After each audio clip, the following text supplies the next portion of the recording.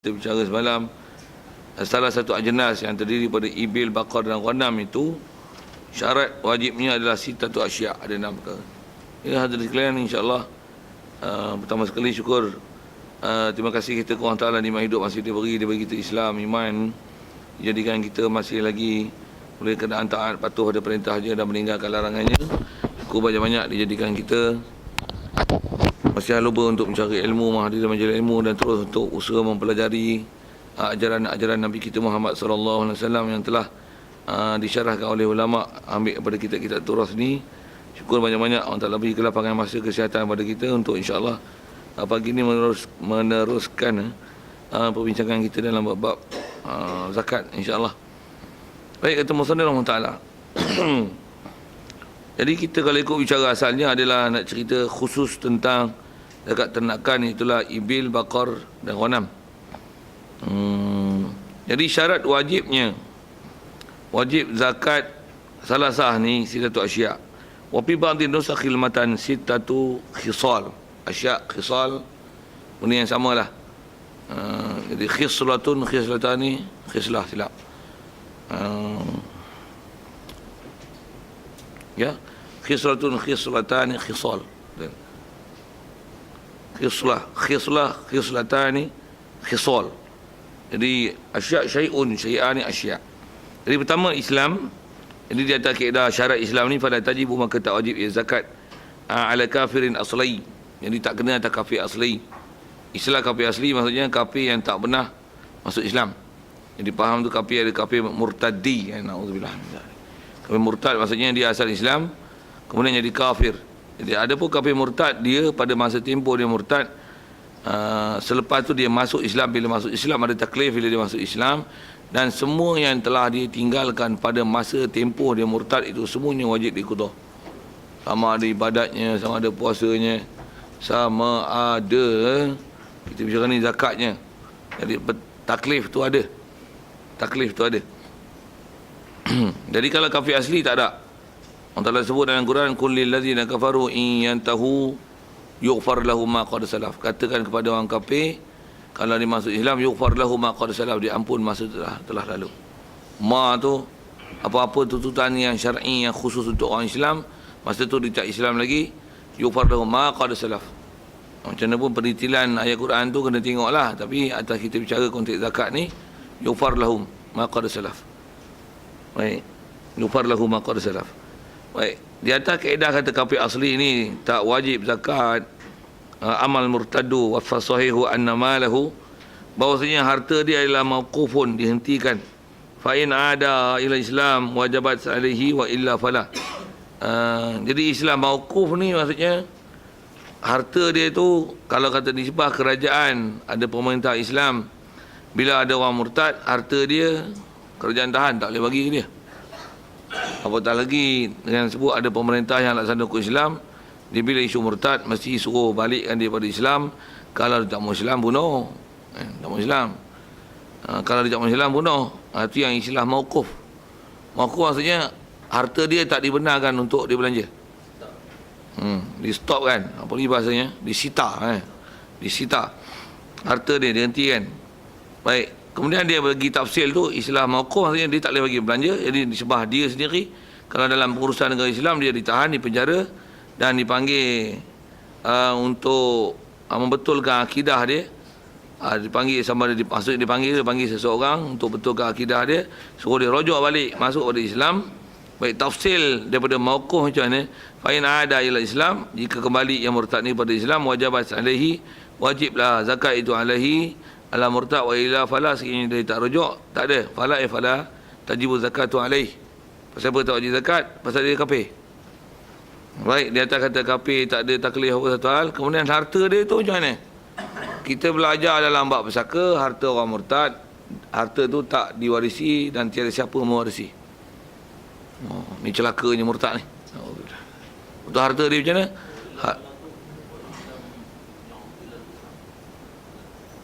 Wajabat alaihi wa illa fala, wa ilam yaud ila Islam. Ya, fala tajibu zakat. Okay. Apa nak sebut tadi? Jadi bila dia tak masuk Islam, cakra besar, Dan harta dia mauquf. Islam mauquf tu maksudnya tiada siapa mewarisi harta dia. Dan kita baca ni atas nama pasal, baca kitab pula. Ini adalah kitab enactment yang daripada negara-negara Islam dulu. Satu kita baca kitab fiqh ni bukan kitab ortodok. Kitab yang zaman Islam gilang, gemilang, cemerlang, terbilang tu.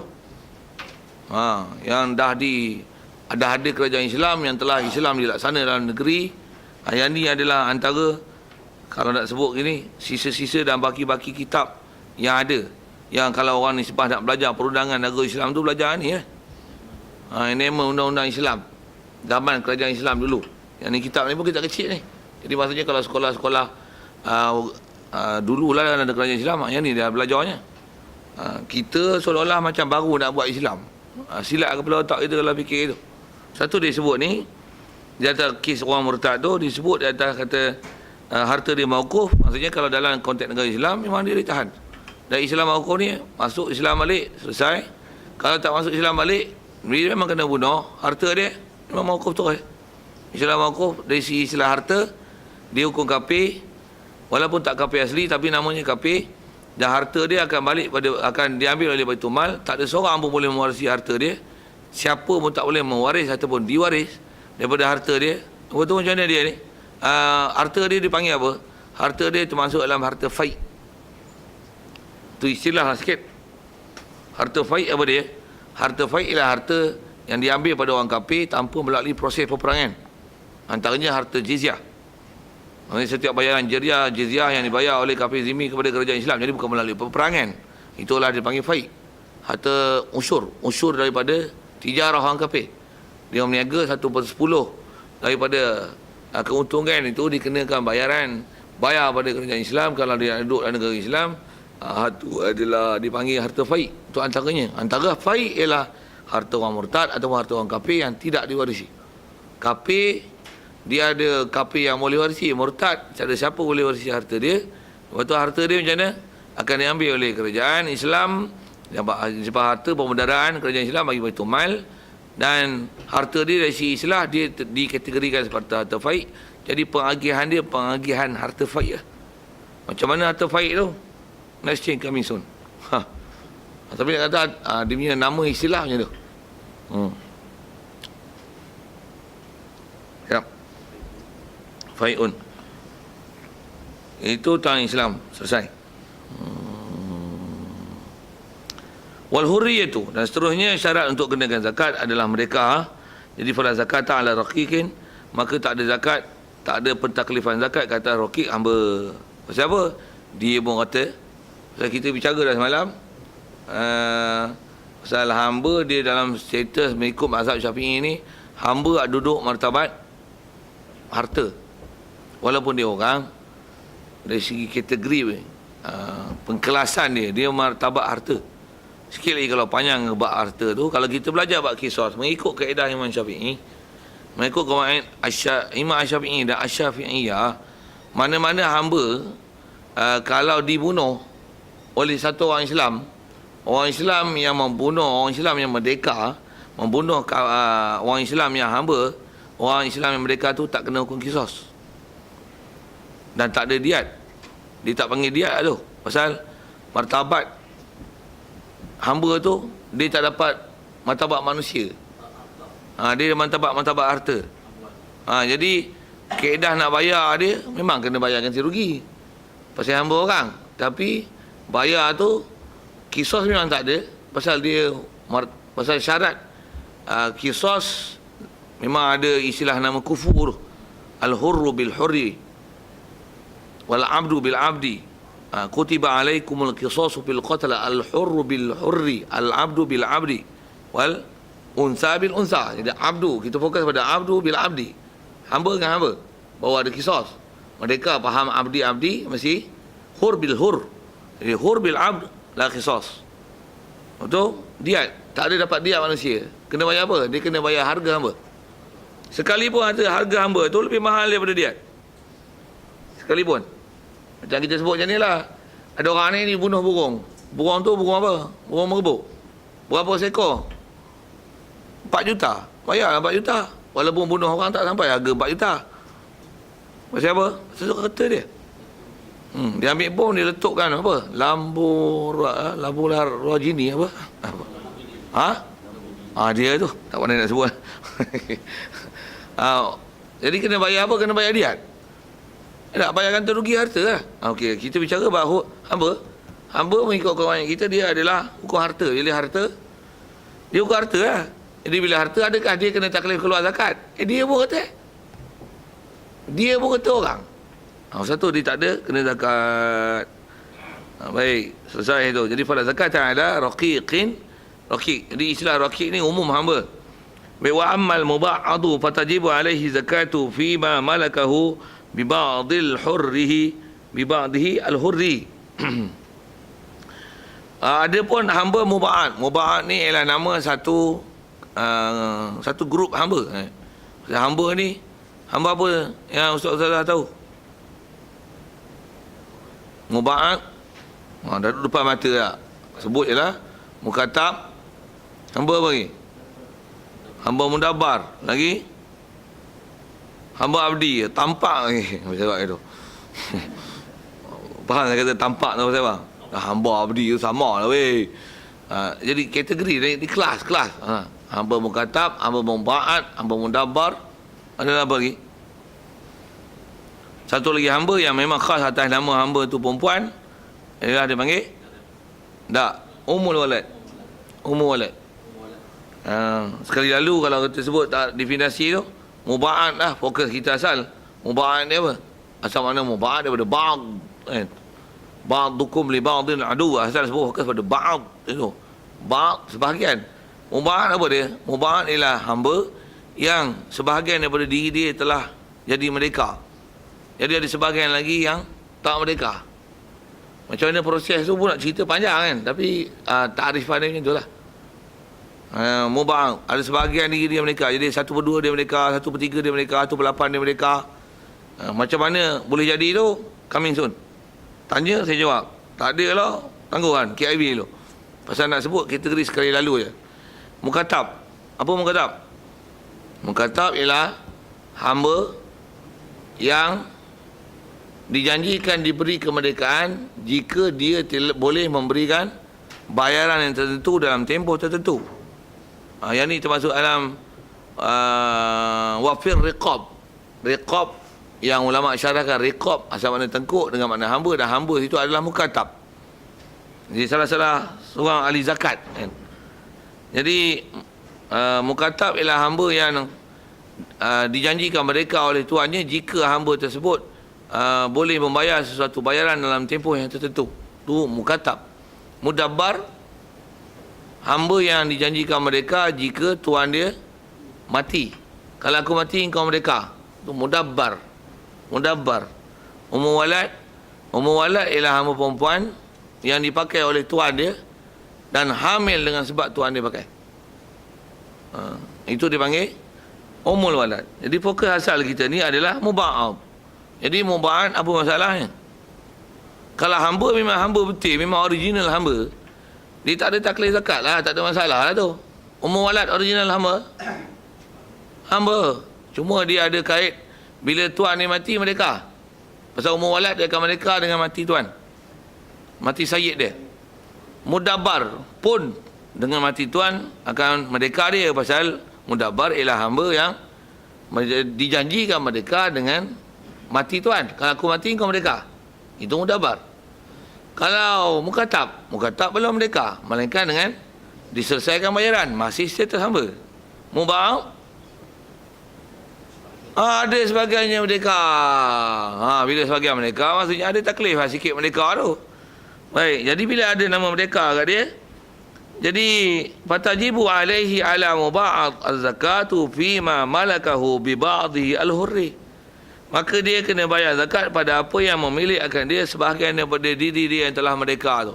Bi ba'dihi bi ba'dil muba'ad. Ba'di dia ba'ad mana? Ba'ad dia yang hurri. Jadi tengoklah apa percentage dia kan. Peratusan merdeka dia. Buat contoh lah misalnya apa dah buat misal pasal nak jadi hamba muba'ad pun susah juga tu. Pasal macam mana boleh separuh mereka, separuh tak mereka. Buat misal 2 orang beli hamba ni share. Jadi seorang separuh, buat misal lah. Seorang separuh pun kita 50,000 beli. Kemudian dia tengok orang yang salah seorang ni, dia bermurah hati untuk merdekakan hamba dia yang sebelah tu. Yang dimilik dia tu. Aku merdekakan hamba ni. Jadi merdeka lah sebelah. Macam mana pun, sebelah lagi tu macam mana? Kalau ikut tafsiran fiqh yang ada, kalau kawan dia seorang lagi ni adalah, kalau yang memerdekakan tu adalah orang sedang, mereka tu melarat, bukan separuh, semua mereka. Jadi habuan kawan dia yang sebelah lagi tu, contoh dengan 50,000 tadi tu, orang yang memerdekakan sebelah ni, dia kena bayar harga 50,000 kepada kawan dia. Itu kalau orang merdeka, yang memerdekakan, tuan ni yang memerdekakan tu kaya, merdeka tu akan melarat, dia tak jadi separuh. Tu macam mana boleh jadi mubahan? Tu saya kata, nak jadi mubahan ni bukan senang. Bukan senang. Jadi mubahan ni bila? Orang ni merdeka, dia buat ada harta hamba, lain tak ada lah. Yang kawan sebelah lagi memang tak mau merdekakan hamba dia. Jadi bila dia tak boleh membayar harga hamba tu, jika hamba tu melarat, atas hukum melarat tu, kepada kawan dia, share partner dia, untuk dibayar harga hamba yang termelarat merdeka tu, dengan sebab dia telah merdeka kan. Kalau dia tak mahu bayar, maka kekallah separuh tu adalah hamba. Tu nak jadi hamba mubarak ni susah. Macam mana pun, susah tak susah, kita bukan cerita susah tak susah, kita cerita zakat tak zakat. Jadi kalau dah merdeka separuhlah zakat dia. Dah masalah zakat, tengoklah apa benda yang kena zakat. Dengan nisab apa tu mestilah, haul apa dan sebagainya. Kalau dia sebab orang merdeka, katalah dia ada 20 miskol emas, kena rubuk dinar kan, kena rubuk miskol lah, kena 1/4 rubuk 1/4. Kalau 40 dinar kena 1. Jadi kalau 20 dinar kena ni 10 dinar. Betul ke tu? Apa saya baca? Kalau 40 dinar kena 1 dinar kan 1/40 kan. Buat misal itu. Jadi kalau kata dia mau baat 50%, yang ni macam mana? Dia ada harta 40 dinar, jadi kena bayar setengah dinar. Macam tu lah, dia nak sebut yang tu lah. Misal saya yang silap-silap tu, sorry ya. Tapi nak bagi contoh tu ialah nak bagi faham mubarak lagi ke sambil-sambil tu hamba dia yang tepi-tepi, yang adik-beradik dia yang satu taraf yang di segi dia adalah hamba. Macam mana pun dia ada ciri merdeka.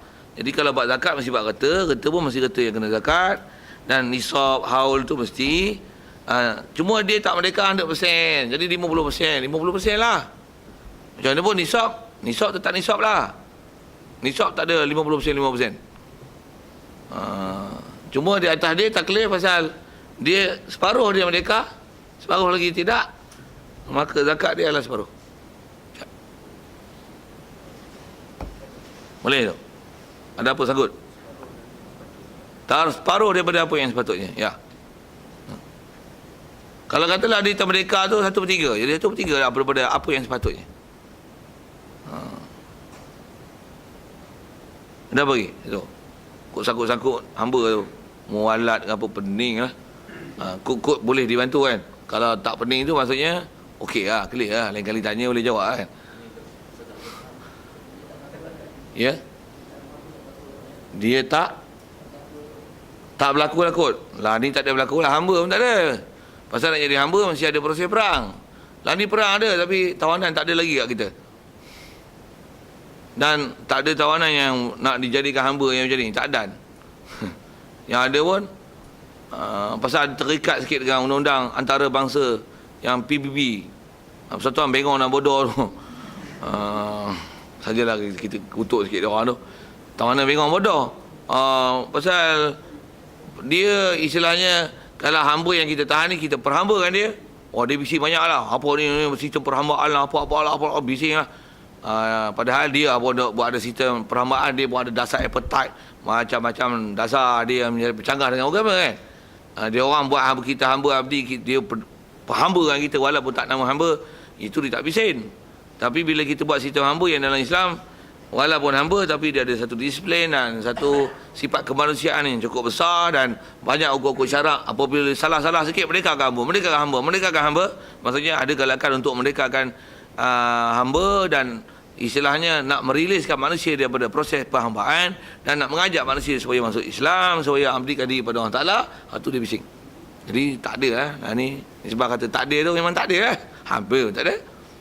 Dia tak boleh macam buat hamba albab tu, kalau anda marah anda akan dijual. Tak boleh mana boleh buat agreement macam tu. Dia mesti melalui proses perang. Jadi tak ada perang, tak ada lah. Malaysia tak ada perang dengan siapa, tak ada lah. Tak ada lah. Kalau perang dengan FRU tak jadi. Tu tak jadi hamba.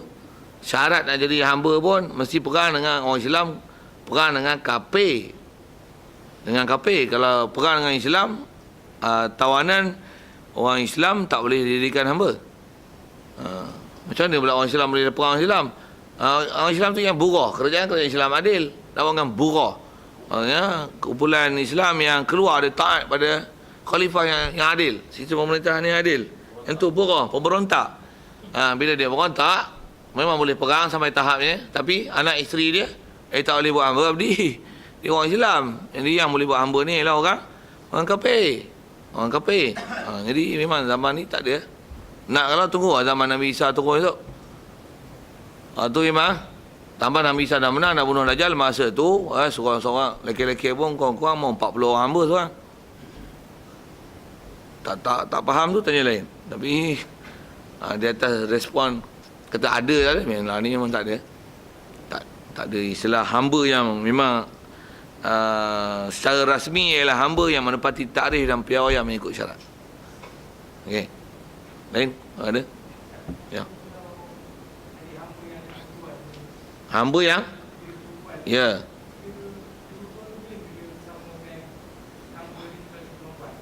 Bagus soalan tu.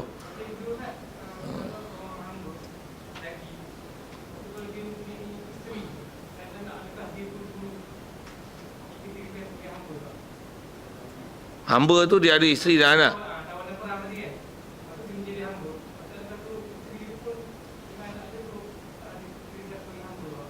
Okey, terima kasih soalan. Dua pemilik, satu yang dimilik dan yang dimilik tu pula perempuan, adakah kedua-duanya boleh memakai? Istilah memakai. Untuk pakai tu dia ada terms and condition yang mesti disempurnakan. Dia tak boleh pakai macam lembu dengan kambing. Sikit nak guna bahasa tu nak menunjukkan dia ada disiplin. Kalau seorang pemilik pun dia ada term and condition dia.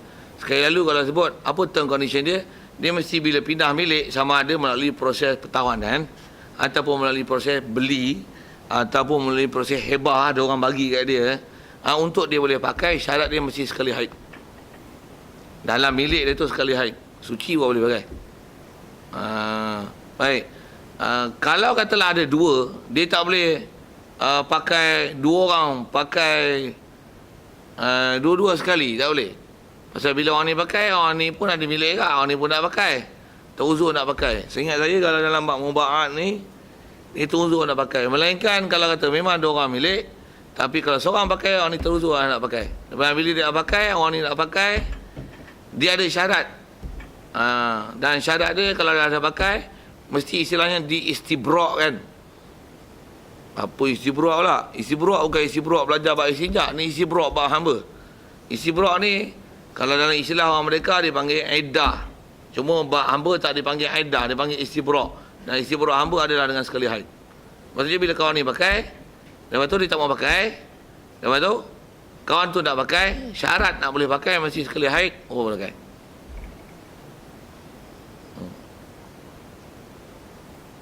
Itu kot kali lalu kalau tentang masalah ada dua. Dia tak boleh orang ni pakai, untuk esok orang ni pakai. Tu nak mampu boleh lah. Istilah mampu itu maksudnya itu menyalahi prosedur, tak menepati term and condition dalam kaedah hamba. Pasal kaedah kita dalam syarak, walaupun hamba, dia ada term condition tu pasal kalau anda kata bersama dan dapat benih, dapat anak. Bila dapat anak, yang tu yang hamba tu nanti akan jadi umur walad. Pasal tuan dia pakai. Dan bila umur walad, memang dia akan ada hukum bila tuan ni mati ni merdeka, dan bila dah jadi umur walad, hamba ni dia ada beberapa juga term condition lain, antaranya dia tak boleh dijual, dia tak boleh antaranya besarnya dia tak boleh dijual, dia tak boleh dipindah milik kepada orang lain dengan proses jual, tak boleh. Itu kot sekali lalu. Jadi yang keduanya ialah tentang Seorang hamba dia ada isteri dan ada anak dalam tawanan kan. Adakah juga isteri dia dan anak dia pun akan jadi tawanan kalau masing-masing semua dalam perang, semua tawan Melaka lah. Jadi semua tawan Melaka, dan bapa yang pun kena tawan, bini kena tawan tak? Kena tawan lah, anak pun tawanan perang. Ya. Ya, dari segi hukum, ya. Tapi kalau kata yang mari perang, bapa dia ya. Bini dia duduk negeri je. Negeri dia. Nak jadi tawan mana duduk sana tu. Nak kalau pergi masuk, lari masuk main. Pergi bahasa itu. Jadi maksudnya, kalau masih duduk satu grup, maksudnya ditawan sekali. Maksudnya, dia dalam hukum tawanan lah.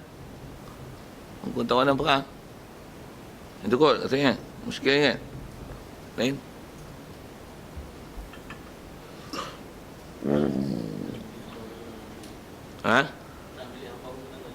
Hamba ni kalau pengalaman saya mengaji, antara bab berat kita tak pernah belajar. Dan tak pernah jumpa macam mana peraturan Islam tentang hamba ni. Antara mengaji tu rasa benda berat lah. Pasal tak pernah belajar. Ustaz-ustazah rasa macam mana? Okey, relax hamba, relax. Itu kan?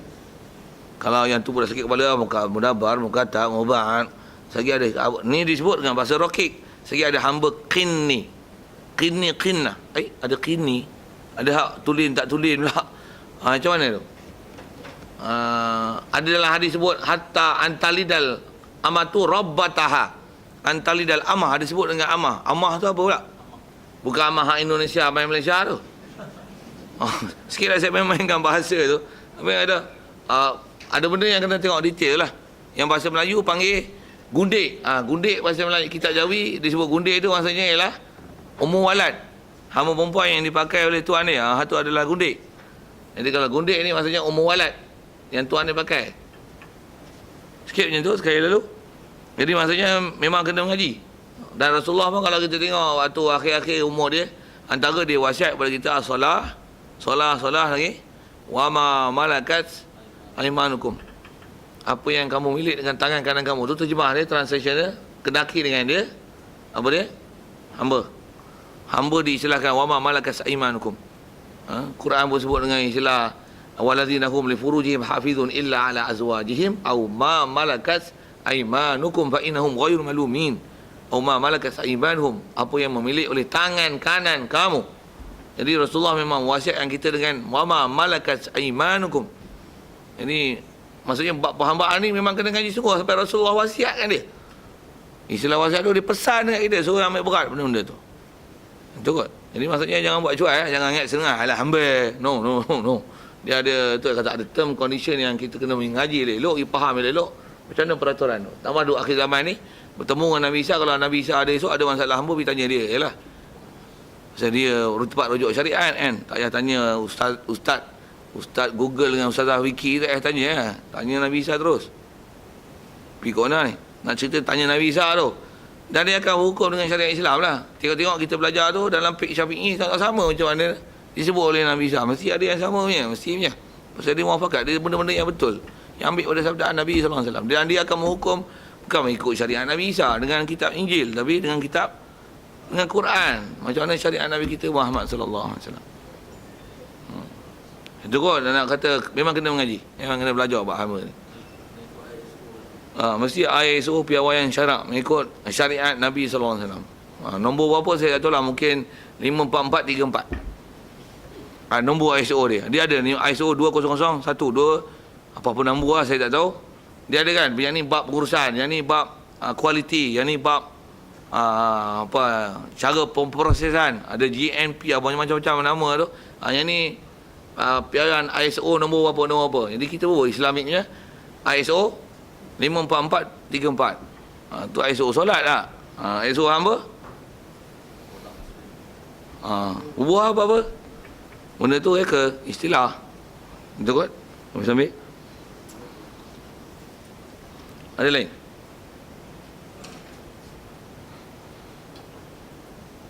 Baik. Dan seterusnya adalah milkul tam. Untuk kena zakat adalah milik tam. Milik tam, asal terjemah milik sempurna. Jadi antara milik sempurna tu